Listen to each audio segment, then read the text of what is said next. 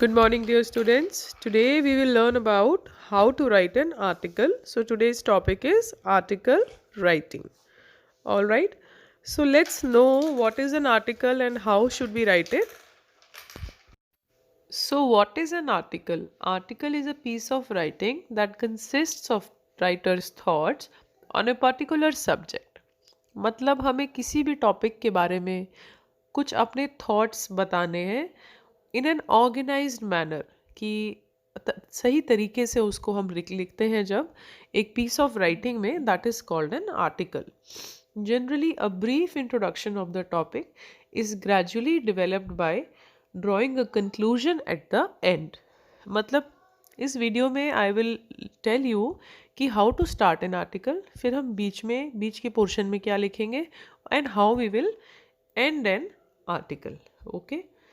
Articles are generally written for school magazines, newsletters and newspapers etc. अब articles कहाँ लिखते हैं और क्यों लिखते हैं? हम आर्टिकल्स लिखते हैं यूजुअली हमारी स्कूल के मैगजीन्स के लिए. It can be for newspapers, for magazines, newsletters etcetera. Articles किस लिए होते हैं? It's to share your feelings और थॉट्स अबाउट समथिंग, और it can be to enlighten किसी भी चीज़ पे, किसी भी एक पर्टिकुलर टॉपिक पे प्रभाव डालना किसी के ऊपर. न्यूज़लेटर और न्यूज़पेपर आर्टिकल्स जो होते हैं वो आपको न्यूज़ देते हैं, उस तरह के आर्टिकल्स भी हो सकते हैं. तो आर्टिकल्स की पार्ट्स क्या क्या होते हैं? आर्टिकल्स का फर्स्ट पार्ट होता है title. We have to give a suitable heading to an article.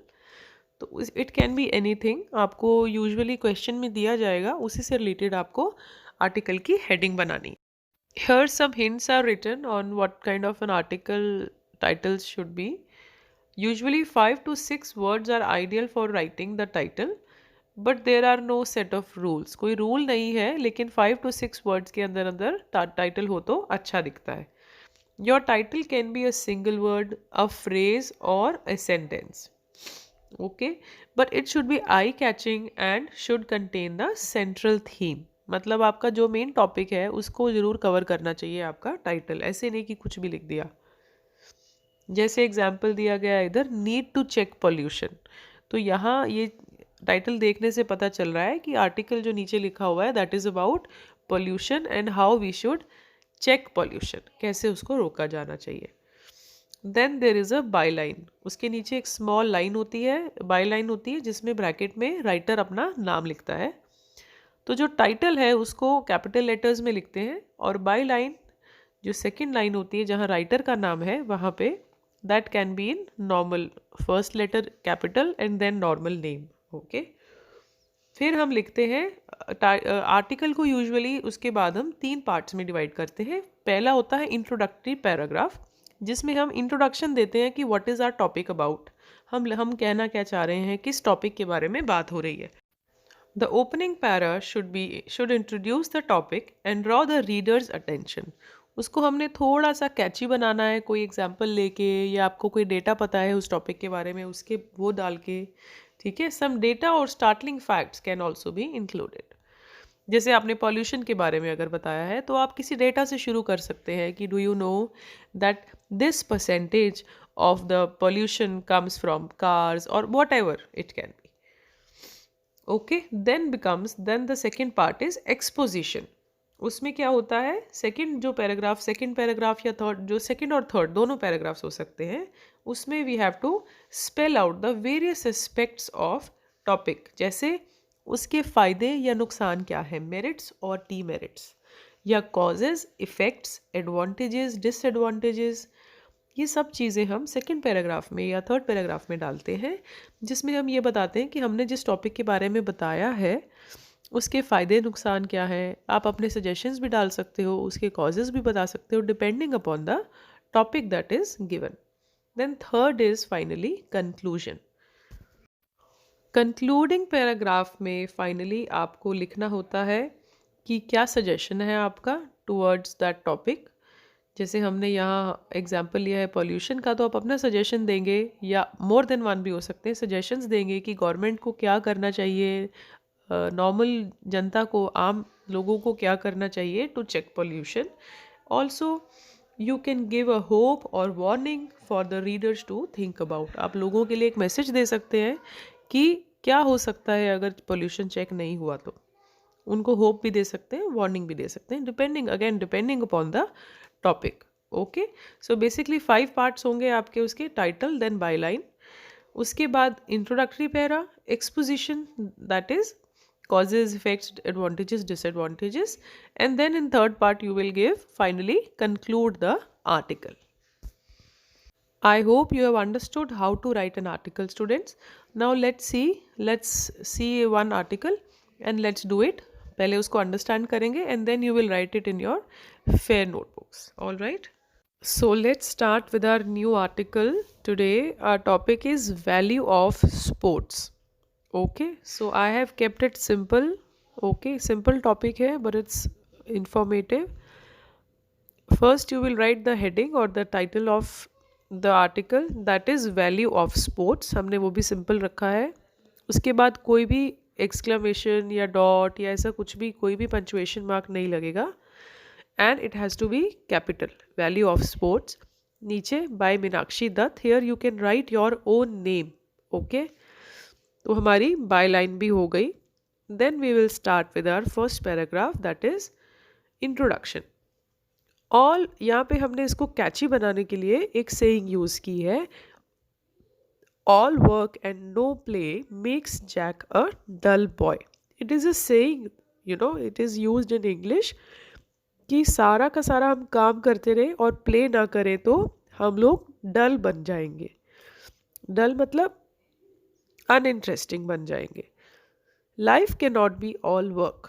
Life में हमेशा सिर्फ काम नहीं कर सकते हम, right. Along with work a person needs some entertainment also. तो हम जब 4 पीरियड्स पढ़ते हैं तो उसके बाद हमें कुछ ब्रेक चाहिए होता है, वैसे ही अलॉन्ग विद वर्क हमें कुछ एंटरटेनमेंट भी चाहिए होता है. There are many means of recreation. We can read books, play cards और वॉच द टेलीविजन. रिक्रिएशन के बहुत सारे तरीके हैं. रिक्रिएशन क्या होता है? एंटरटेनमेंट. रिक्रिएशन के बहुत सारे तरीके होते हैं. We can read books, play cards और वॉच टेलीविजन. लेकिन यहाँ हमने सेकंड पैराग्राफ स्टार्ट कर दिया क्योंकि यहाँ हमारी इंट्रोडक्शन ख़त्म हो गई और हम हमारे डिसएडवांटेजेस शुरू कर रहे हैं. But the defect in these kind of entertainments is that they provide no physical exercise. Therefore, sports are the best kind of recreation. So we want to tell our readers that इनमें क्या defect होता है TV देखने में, playing cards में, कि हमारी कोई फिजिकल एक्सरसाइज नहीं हो रही है, इसलिए स्पोर्ट्स जो है वो बेस्ट तरीका होता है रिक्रिएशन करने का. They provide recreation and keep us fit. हम एंटरटेन भी होते हैं और फिट भी हो जाते हैं. Even sports are useful in many other ways. They teach us a sense of discipline and duty. Even sports के और भी बहुत सारे फ़ायदे होते हैं. They teach us a sense of discipline and duty. Games and sports build a man's character. वो हमारा कैरेक्टर बिल्ड करने में भी हेल्प करते हैं. Okay, that's because a good player always plays with a team spirit. They play not only for themselves but also for the glory of the team. जो भी अच्छा प्लेयर होता है वो सिर्फ अपने लिए नहीं, अपनी पूरी टीम के लिए खेलता है, इसलिए वो पूरी टीम की ग्लोरी के लिए ही परफॉर्म करता है. So they learn to help and cooperate with one another. वो हम लोग एक दूसरे के साथ कोऑपरेट करना सीख जाते हैं. और लास्ट में, ठीक है, यहाँ हमने एडवांटेजेस और डिसएडवांटेजेस बता दिए. अब हम लास्ट में क्या बता रहे हैं? Above all sports teach us to accept even or defeat gracefully. ये स्पोर्ट्स क्या करती है? हमें अपनी डिफीट, अपनी हार को भी ग्रेसफुली एक्सेप्ट करने में हेल्प करती है. They teach us that we should not feel discouraged by our failure. On the other hand we should learn from our mistakes and try to do better the next time. बल्कि हमको अपनी हार से सीखना चाहिए कि हमारी क्या गलतियां थी, और डिस्करेज होने की जगह, अपनी हिम्मत हारने की जगह हमें नेक्स्ट टाइम और बेटर परफॉर्म करना चाहिए. For all these reasons sports have a great value. इसको हमने लास्ट में कंक्लूड कर दिया कि इन सब रीजन्स की वजह से स्पोर्ट्स की बहुत ज़्यादा वैल्यू होती है. Okay, I hope you have understood the topic well. It's a simple topic and it's easy to learn. Please understand this from the video and then write it down in your notebooks. Okay, students, hope you enjoyed the video. I will see you in the next class. Take care. Happy learning.